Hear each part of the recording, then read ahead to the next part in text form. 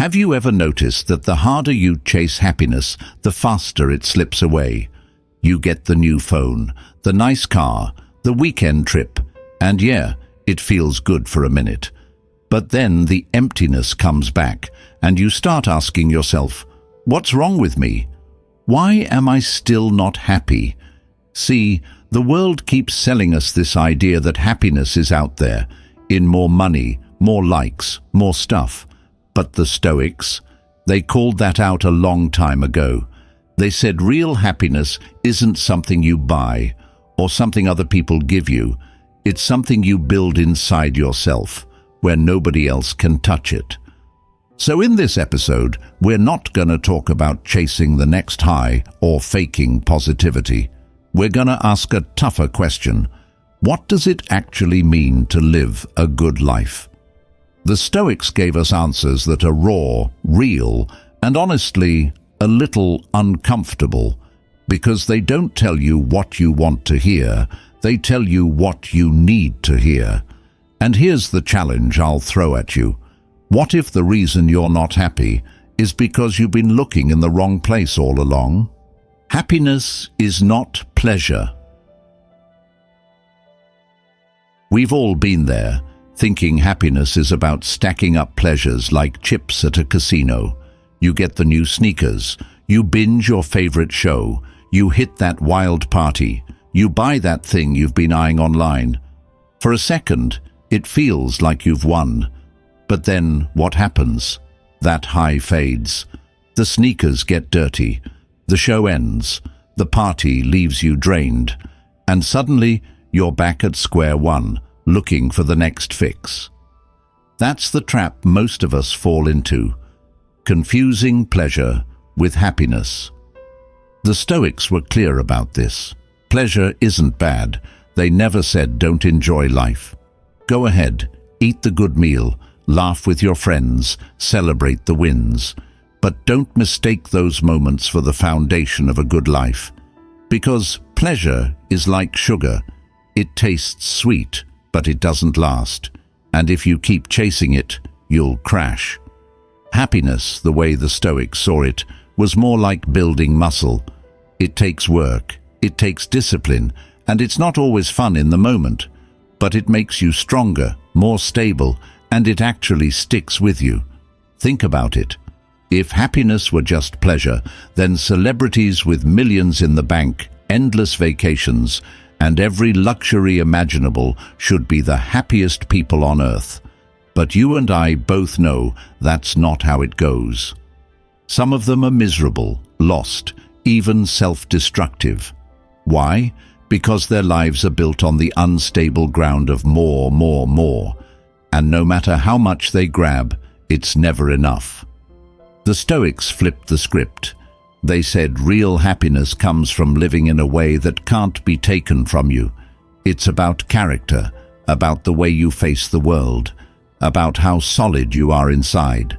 They believed that a person who builds their life around virtue, wisdom, courage, justice, and self-control has something unshakable.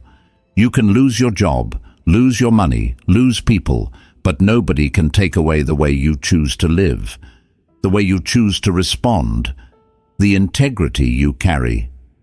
That's a happiness that isn't rented, it's owned. And here's the crazy part. The less you tie happiness to pleasure, the more you actually enjoy the pleasures that come. Why? Because you're not desperate for them. You don't need them to feel complete. You can sit down with a simple meal and taste it fully because you're not distracted by the thought that it should have been something fancier. You can laugh with a friend without worrying if it's Instagram-worthy. You can enjoy the moment for what it is, a bonus, not the foundation. The problem today is that we're conditioned to treat pleasure like medicine. Feeling sad, shop, feeling lonely, hook up, feeling bored, scroll. But those things don't heal the wound, they just cover it up. The Stoics would tell us, stop running from discomfort. Stop treating pleasure like it's the cure. Happiness isn't about dodging pain or filling every empty second with noise. It's about being okay with yourself as you are, right here, right now. So next time you catch yourself saying, "I'll be happy when I get that promotion, when I find the right partner, when I buy that new car," stop. Ask yourself, what if none of that came? Could I still be okay? Could I still live a good life? That's the test. If your answer is yes, you're closer to real happiness than most people out there. Control versus chaos, double asterisk. If there's one thing that will drive you insane faster than anything else, it's trying to control stuff that's way outside your hands. Think about it. You can't control traffic when you're late. You can't control what people post about you online. You can't control the weather when you've got plans. And you definitely can't control how someone feels about you. Yet most of our stress, most of our anxiety, most of our frustration comes from acting like we should be able to. It's like trying to stop the ocean with your bare hands. The harder you push, the more it crushes you. The Stoics saw this clearly. They broke life down into two buckets, the stuff you can control and the stuff you can't. That's it. No gray area.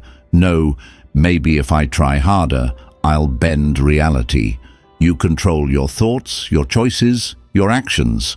You don't control other people, random events, or outcomes. And here's the brutal truth. The moment you confuse those two buckets, you hand your peace of mind over to chaos.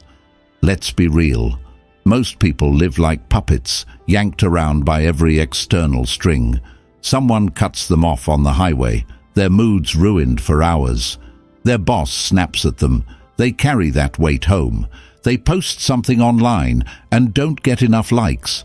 Suddenly, they're questioning their worth. It's chaos, pure and simple. And the Stoics would look at that and say, "Why are you letting the world own you like that? Why give away your freedom?" Now, I'm not saying it's easy. If it were, everyone would be Zen monks floating around in perfect peace. But here's the secret. The more you practice focusing only on what you can control, the more bulletproof you get. Let's say you're stuck in traffic. Old you, pounding the steering wheel, cursing, stressing about being late. Stoic you. All right, I can't move the cars, but I can decide how I sit in this moment. I can listen to a podcast, breathe, or use the time to think. Nothing changed outside, but inside, you took back control. Same with relationships. You can't force someone to love you, respect you, or stay with you. You can only show up with integrity, honesty, and consistency. If they bounce, that's their choice. If you base your happiness on controlling their decision, you'll always be at their mercy. But if you anchor yourself in your own actions and values, you walk away with peace, even if it hurts. That's real power. Here's the kicker. Focusing on what you can control doesn't just protect your peace. It actually makes you more effective, because you stop wasting energy fighting battles you can't win. You stop screaming at the storm and start steering your own ship. And people notice. They see someone who doesn't crumble when things go wrong, who doesn't lose their head in the middle of chaos. That presence is magnetic. It's the kind of strength the world respects, because it's rare. Think about it. Every day, life throws curveballs. You'll lose money, people will disappoint you, plans will fall apart. That's not a glitch in the system. That is the system. The question is, are you going to keep trying to bend the universe to your will, or are you going to master the one thing you've had power over all along, yourself? The Stoics would say this is the line that separates the free from the enslaved. Not chains, not prisons, not politics, but whether you spend your life raging at chaos or focusing on your own choices. You want a good life? Stop wasting your energy where you have none and double down on the one place you do. Your own mind, your own actions, your own character. Virtue as the true good. Here's the part that hits hardest. The Stoics believed that the only thing that's truly good in life is virtue. Not money, not success, not popularity, not pleasure. Virtue. And yeah, I know, virtue sounds like some old-school church word, like it belongs carved into marble or whispered by monks. But what they meant by virtue was simple: living with wisdom, courage, justice, and self-control. Those 4 pillars. If you built your life on them, the Stoics said, you'd have a foundation no storm could shake. Now, think about how most of us measure a good life. We look at someone's bank account, their house, their relationship, their looks. But none of those things actually guarantee happiness. You can have all the money in the world and still be miserable if you're a coward who runs from challenges, or a liar who cheats people, or someone who can't control themselves. And you can be broke, unknown, and living in a tiny apartment, but feel unshakably solid if you're wise, fair, disciplined, and brave. That's what the Stoics were pointing at.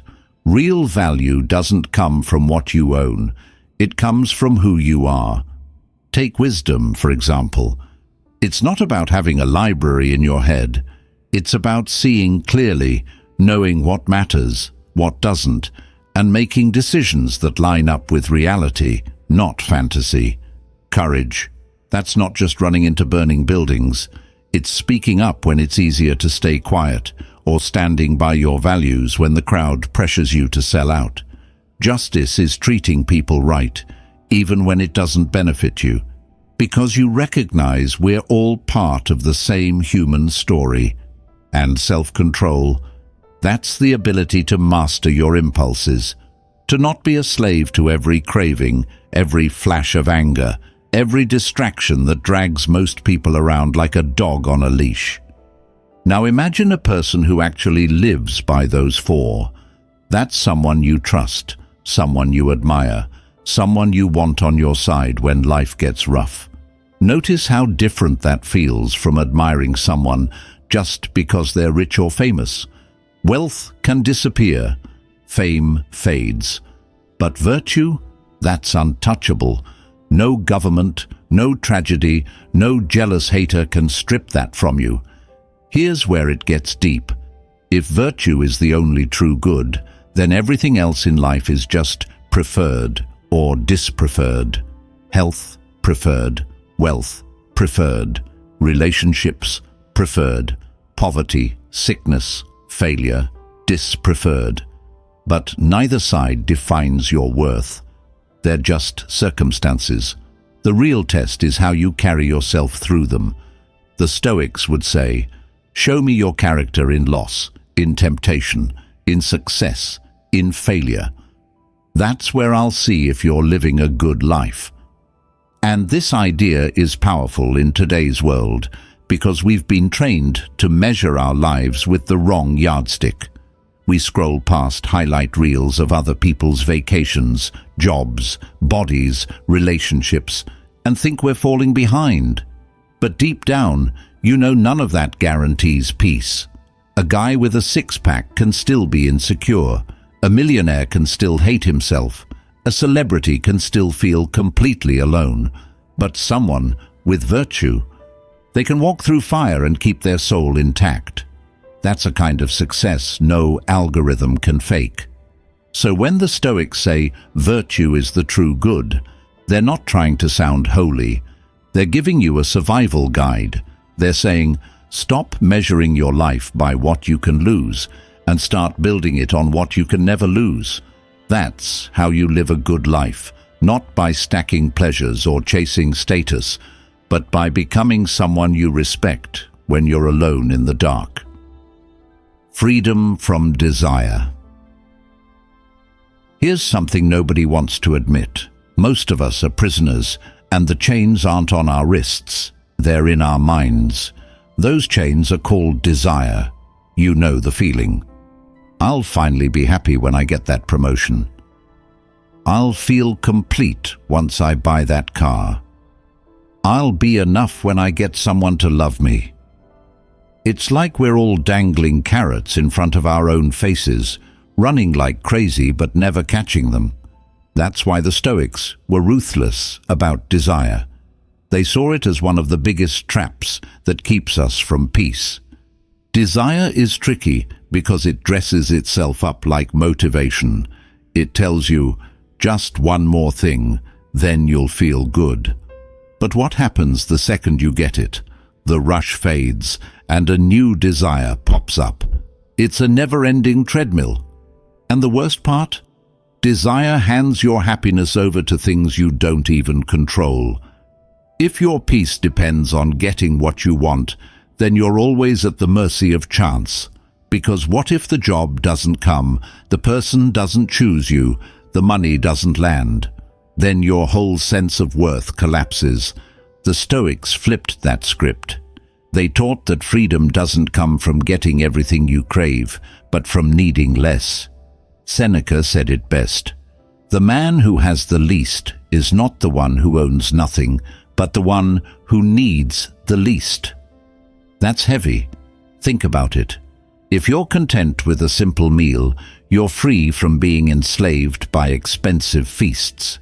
If you can enjoy your own company, you're free from being desperate for constant attention. If you can walk around in peace without needing every desire met, then nobody owns you. And here's the truth. Desire isn't just about stuff. It's about approval. How many people burn out because they want everyone to like them?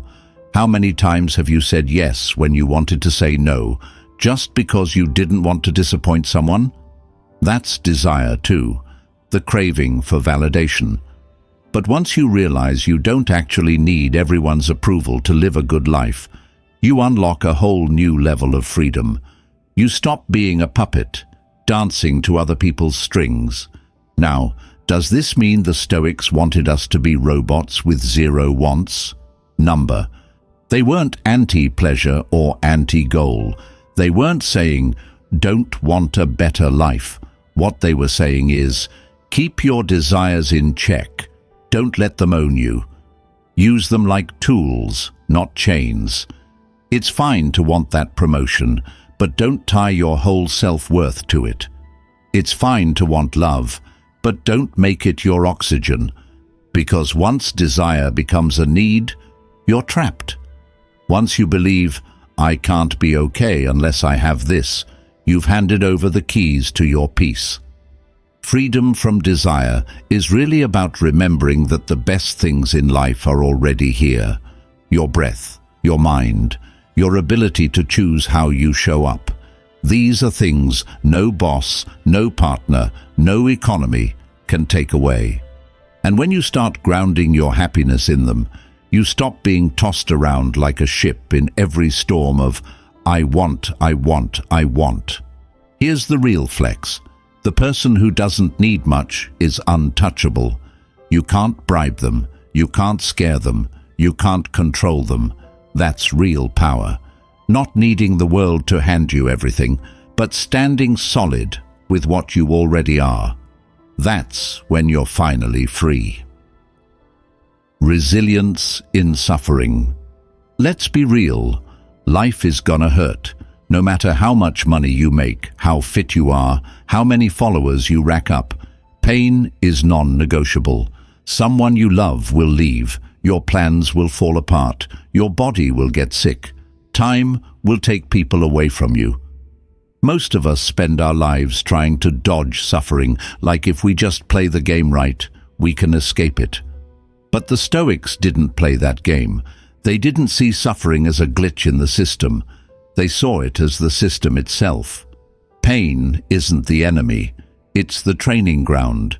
Here's the problem with trying to avoid pain. The more you run from it, the weaker you get.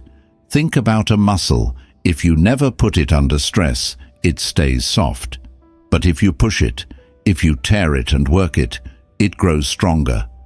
The Stoics believed the same about the soul. Every loss, every failure, every hardship is a chance to build resilience, to grow tougher, sharper, more grounded. It's not about enjoying pain, it's about refusing to let it break you. Marcus Aurelius, the Roman emperor who literally wrote his diary in the middle of war and plague, said it best. If you are distressed by anything external, the pain is not due to the thing itself, but to your estimate of it. Translation? Pain happens, but suffering is optional. What destroys us isn't the event, it's the story we attach to it. Someone betrays you. You can decide that means, I'll never trust anyone again. Or you can decide it means, I'll get better at spotting who's worth my loyalty. You lose your job. You can spiral into, I'm worthless. Or you can choose, here's my chance to reinvent myself. The event is the same. The meaning is yours to choose. And here's where it gets powerful. When you start viewing suffering as training, you stop being afraid of it. Instead of dreading the storm, you step into it knowing it's gonna shape you. You stop asking, why me? And start saying, why not me? Let this be my test. That shift turns pain from a curse into a forge. It burns, yes, but it also builds. Look around. The strongest people you know aren't the ones who had it easy. They're the ones who got knocked down and figured out how to stand up again. They've been through fire and came out carrying wisdom instead of ashes. That's resilience. Not pretending life doesn't hurt, not slapping a fake smile over it, but facing the hit, feeling it fully, and deciding, this will not define me. I'll define it. Here's the kicker. Once you learn resilience, you become unshakable. People fear losing comfort, but if you've learned how to endure, you're free. If you can handle heartbreak, failure, disappointment, and still stand, then life has nothing left it can take from you. That's the kind of power the Stoics lived by, the kind that made them calm in chaos, steady in loss, even grateful in suffering. So the next time life hits you, don't just ask, how do I get out of this? Ask, what is this here to teach me? What muscle is this moment trying to build? Because resilience isn't born in comfort. It's born in the fire. And the Stoics knew, if you can survive the fire without letting it steal your soul, you're already living a good life. The present moment is enough. Here's a hard truth. Most of us don't actually live in the present. Our bodies are here, but our minds are either stuck replaying the past or racing ahead to the future.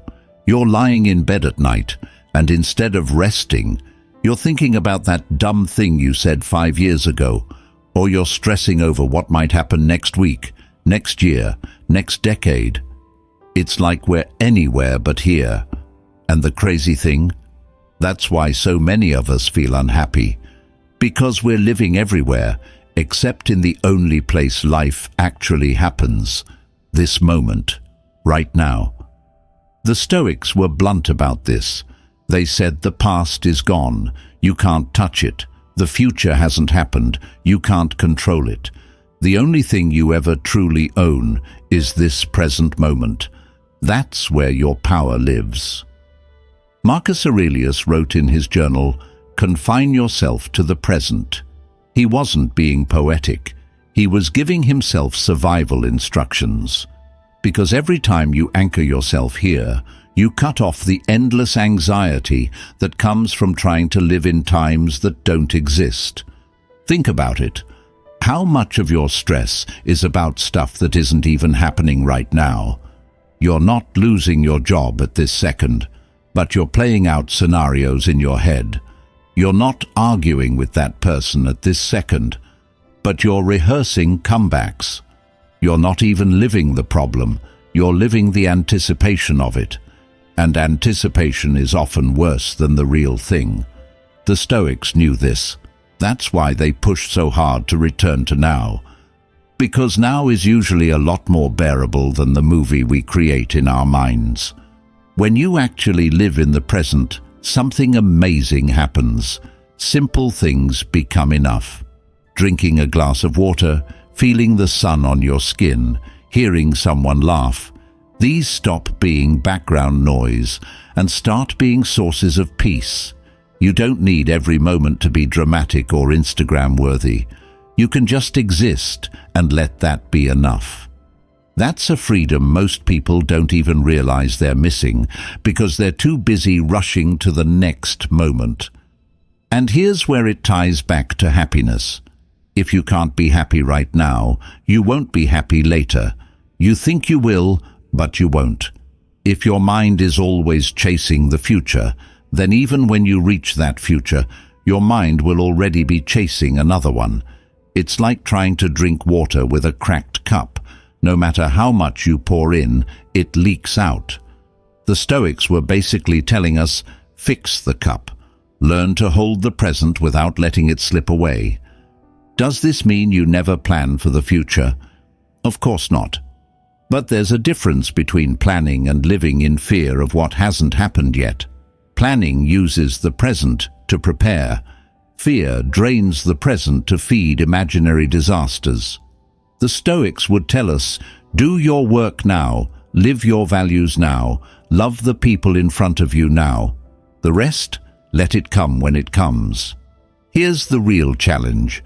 Can you sit in silence without reaching for your phone? Can you enjoy a meal without needing to post it?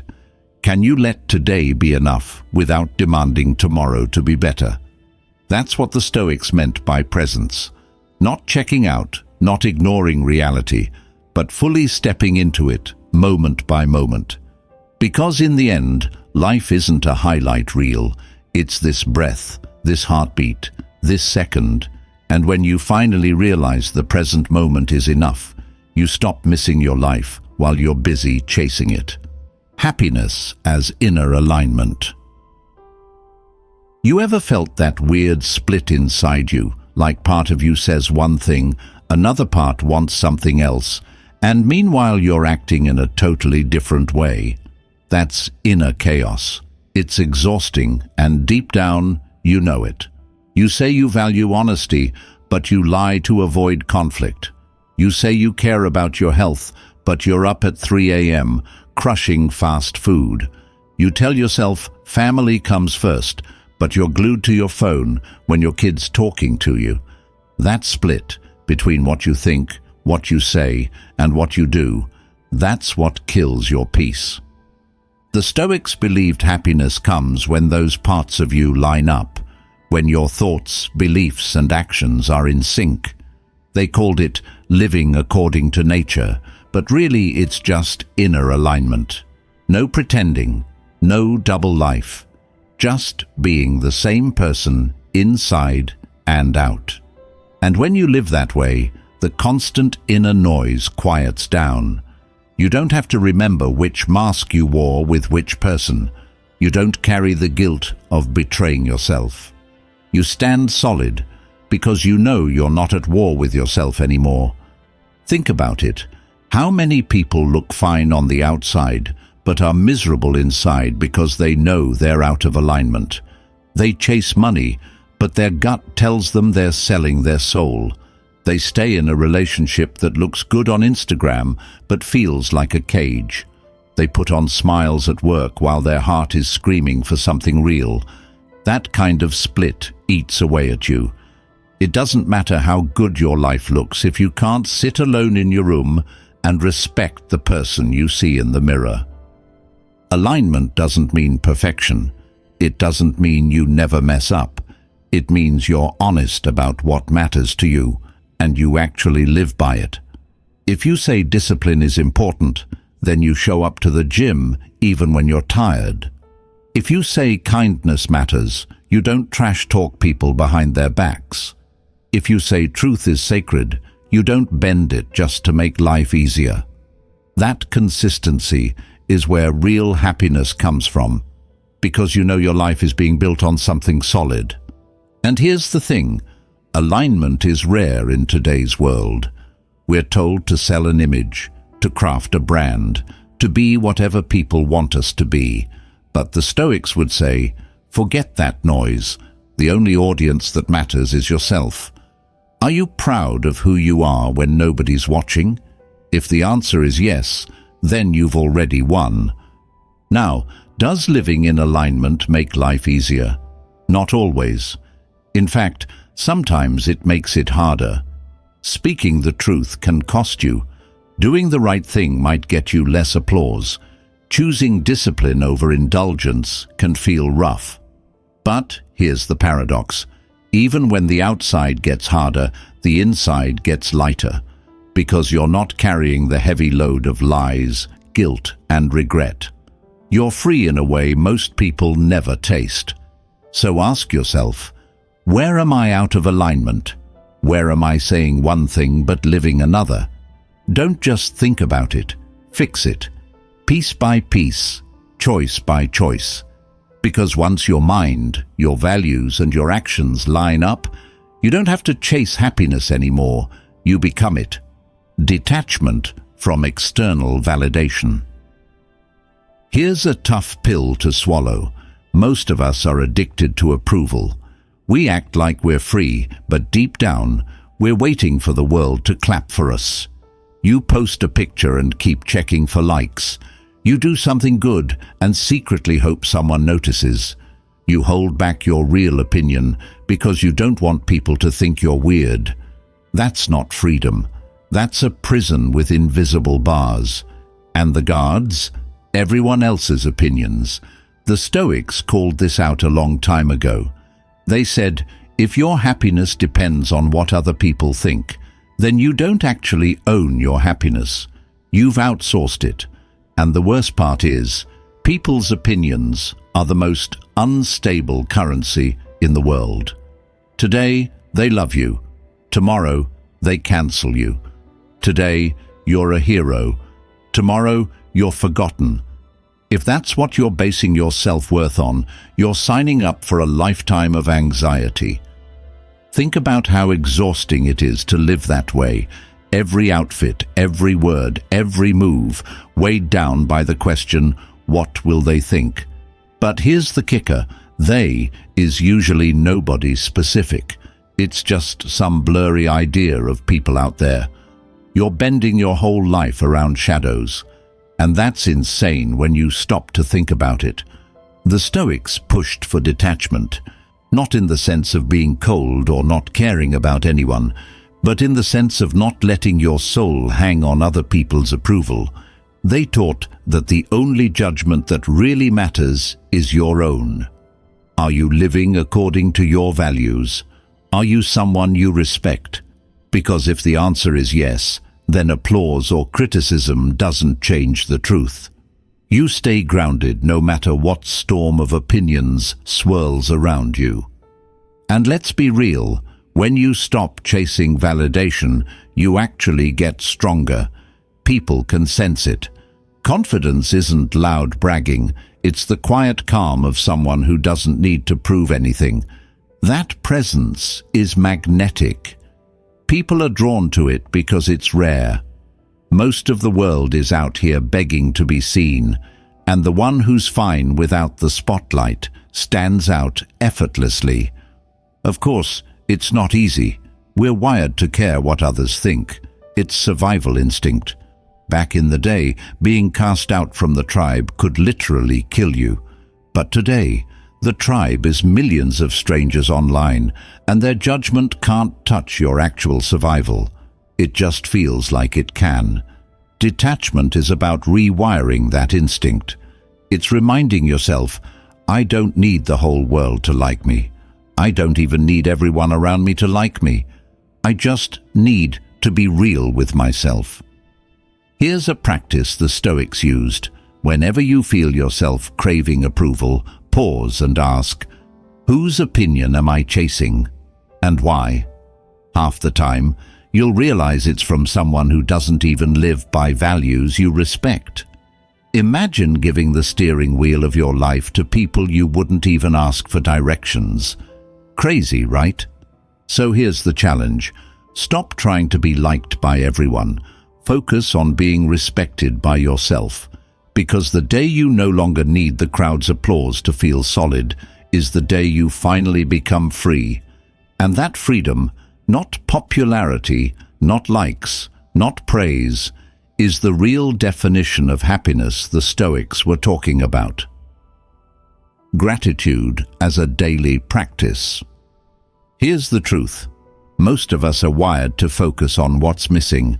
You wake up, and instead of noticing the bed you slept in, the roof over your head, the fact that you can breathe, your mind jumps straight to the bills, the problems, the stuff you don't have yet. And then we wonder why happiness feels so out of reach. It's not that life isn't giving us anything to be happy about. It's that we've trained ourselves to ignore it. The Stoics had a weapon against this blindness, and it's called gratitude. Not the cheesy, write 3 things you're thankful for just to tick a box. Real gratitude, daily gratitude. The kind that shifts your perspective and forces you to see how much you already have. Epictetus, who was born a slave, said, "He is a wise man who does not grieve for the things which he has not, but rejoices for those which he has." That's someone who had almost nothing and still found happiness. That should tell us something. Gratitude isn't about pretending life is perfect. It's not about denying your struggles or faking positivity. It's about balance. Yeah, maybe today you're broke, maybe you're heartbroken, maybe your job sucks. But you're still alive, which means you still have time. You still have your breath, your mind, your chance to choose. And when you train yourself to see that, suddenly the weight of what you lack doesn't crush you as much. Here's the thing. Gratitude and desire can't coexist in the same space. Remember how we talked about desire being an endless treadmill? Gratitude is how you step off. When you start noticing what you already have, the craving for more loosens its grip. You stop thinking, "I'll be happy when," and start realizing, "I can be happy now, even with this." That's power. Because if your happiness depends on more, you're always poor. But if it depends on gratitude, you're already rich. And the crazy part, gratitude doesn't just change your mood, it changes the way you act. A grateful person treats people better. They're less entitled, less resentful, less bitter. You can feel it when someone lives from gratitude. They radiate something lighter, calmer, stronger. And the opposite is true too. Spend 5 minutes with someone who only complains, and you'll feel your energy drain. Gratitude isn't just personal, it's contagious. The Stoics practiced this daily.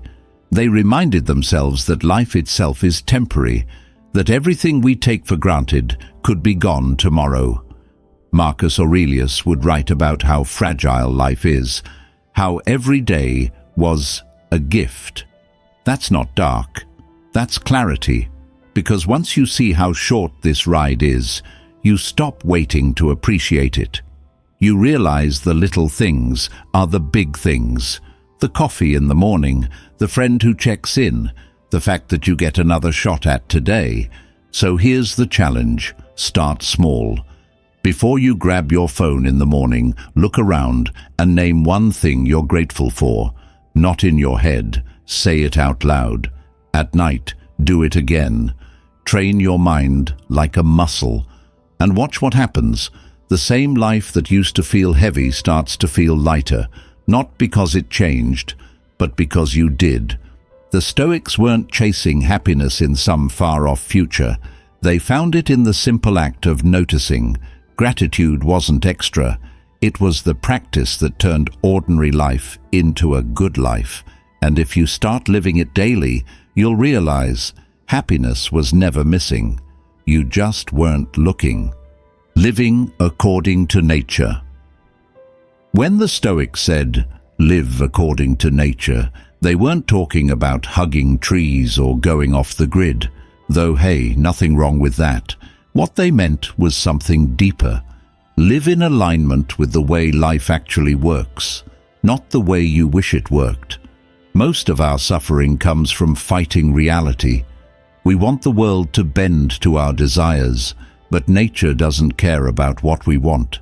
Seasons change, people age, bodies break down. Time moves forward whether you like it or not.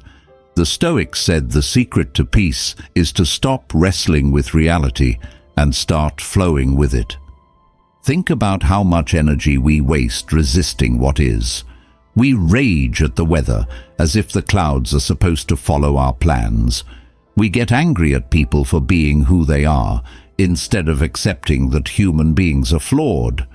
We obsess over the fact that life isn't fair, as if fairness was ever promised to us. That resistance is what drains us.